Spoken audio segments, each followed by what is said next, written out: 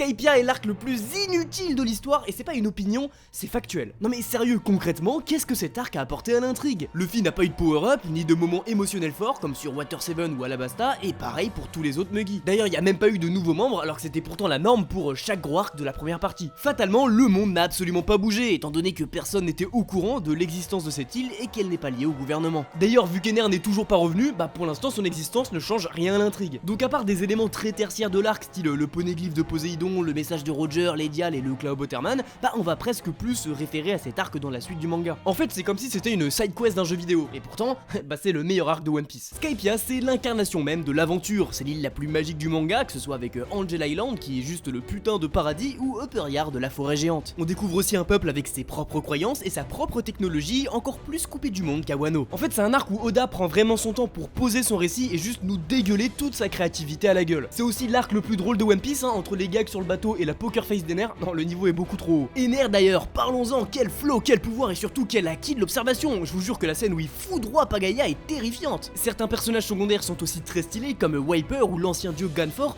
mais surtout on a un des meilleurs flashbacks de One Piece et je pèse mes mots alors que de base on ne connaît aucun des persos et ça c'est fort. Et mine de rien ça introduit aussi pas mal de lore avec la première mention du dieu du soleil et le foreshadow de Nika, même si j'y crois pas trop. Donc oui, dans les faits c'est un des arcs les plus inutiles si on se base seulement sur l'intrigue, mais par contre c'est le plus One Piece des arcs. Dis-moi ton avis sur Skypiea en commentaire.